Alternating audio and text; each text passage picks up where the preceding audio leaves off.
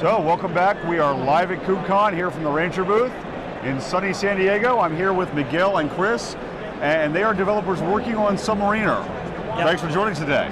Thank you for having us. So tell me, what is Submariner and what problems is it looking to solve? So Submariner is a project looking to solve the multi-cluster connectivity problem in Kubernetes. So when you have several clusters and you want to connect your services and workloads, today the only way is mapping those services to the world, to the internet.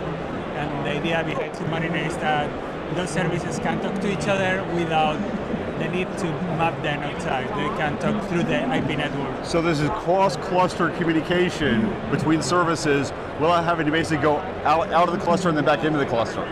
Yeah, exactly. Like the service, the data has to go outside and inside, but it's automatic for the users of the cluster. They don't need to map any service specifically. It just works. So how does it work? Is it a service running Kubernetes? What components are there to it running? Okay, so Submariner is made of two main components, well, three. So we have a broker to exchange information about the cluster connectivity. We have the Submariner engine that is responsible for creating the IPsec tunnels between the clusters. And then we have the route agent that makes sure that every worker node is sending the traffic correctly to the other clusters through the gateway nodes. So it sounds almost like an on-demand VPN between two clusters. Would that be a fair description? Yeah, that would be fair, right? So what's new with Submariner? I know it's been in development a while. What's next for Submariner? Well, yeah, I think we probably have many things in front. So currently we are solving the IP connectivity. We definitely need to work on HA capabilities. There are already HA capabilities, but maybe we can make it active for the tunnels, so there is no interruption if there is any issue. We also need to work on the service discovery, because currently you need the IP address of the service that you want to talk to on the other cluster. You cannot discover it via DNS internally on the consumer cluster. So we're also working at that. We're also working at making network policies work with Submariner. Okay. Yeah, and we already have for the network policies, we have a proof of concept that is compatible with the network plugins that have network policies and work with Submariner.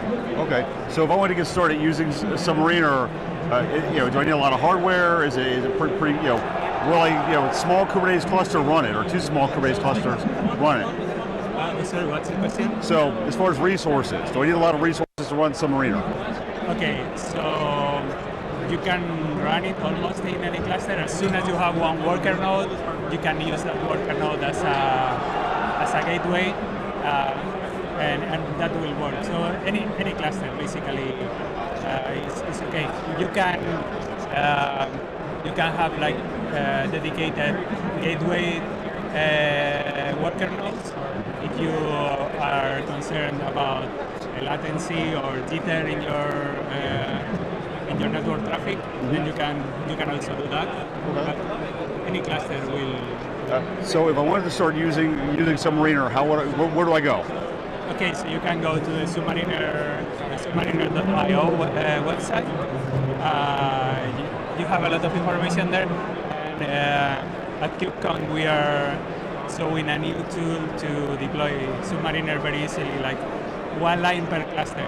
Okay, that's awesome. So if I'm a developer and I'm interested in contributing to the project, how would I go about that?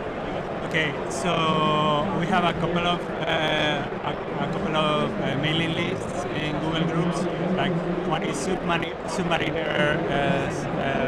/dev, and the other is Submariner users. You also have the GitHub organization for Submariner, which is github.com/submariner.io. Okay. Yeah, that's it. Awesome. Anything you'd like to share with the community before we finish? For me, it's a pleasure for Red Hat.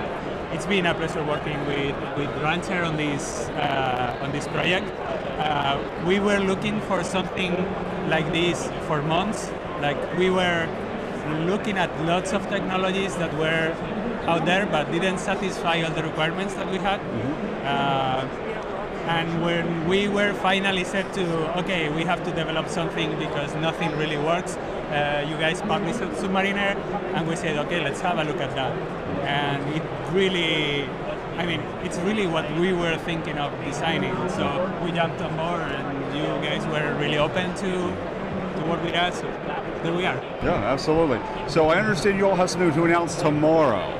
Yeah. So if somebody wants to hear that announcement, how do they go about hearing it? Sorry. So I understand you have a big announcement tomorrow. Where can people go to hear that announcement?